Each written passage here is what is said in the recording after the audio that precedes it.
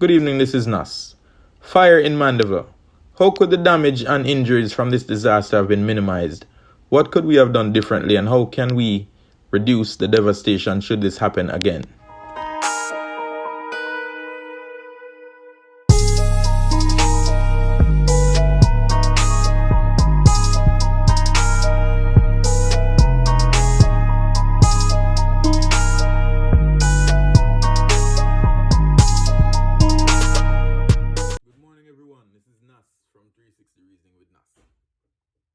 A major fire broke out in Mandeville yesterday, and people were severely injured, property was damaged, and lives were almost lost. So far, I'm not hear nobody lose them life. Thank and praise the Lord for that.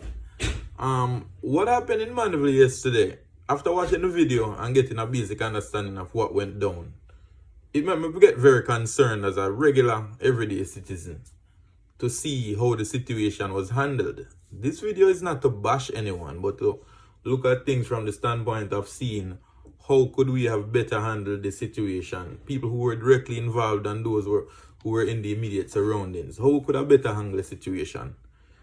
If we're in a place where fuel a leak and a run out, gasoline will have a very strong odor because of what them add to it if you can smell it.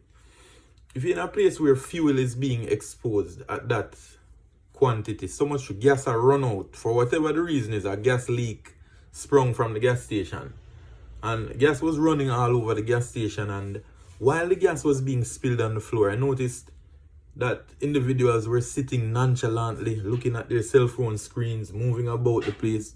Some people were obviously alarmed by what was happening and moved away from the area before the fire broke out.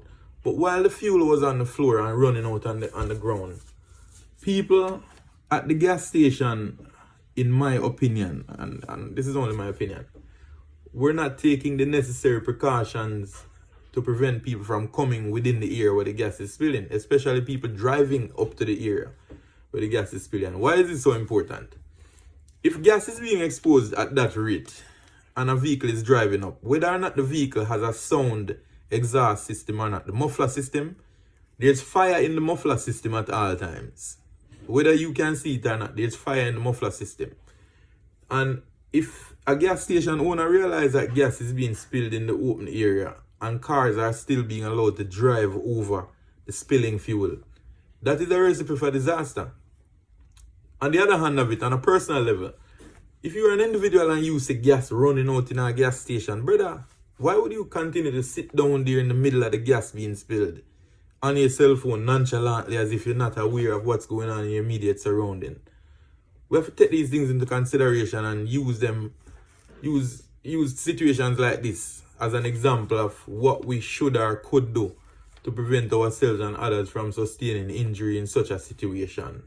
For me, the main thing is the management of the gas station should immediately mark off the area, block off and prevent people from coming into the immediate area where they can, sustain injury if something should occur. No one knew a fire was gonna break out, no, but we have to understand how things work and be practical about how things work. Gas being exposed and having cars drive over the exposed gas is a recipe for disaster. Seeing gas being spilled at the gas station and you sit down on your cell phone, chilling out, relaxing, going easy like it's just a normal day at the gas station is the next recipe for disaster. Running up to the fire with your cell phone to do a video for share over the internet is another recipe for disaster. The distance that can be covered by a fire or break out of one gas station is determined by how much gas is in the ground underneath in that situation. How much gas is underneath the ground in those tanks will determine how big the fire can blaze and how far it can spread.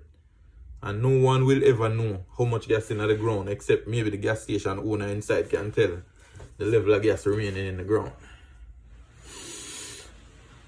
After the fire broke out and people were injured and you see a man running with fire falling off of him, clothes burning off of him, people were still just holding their cell phones and looking what go on.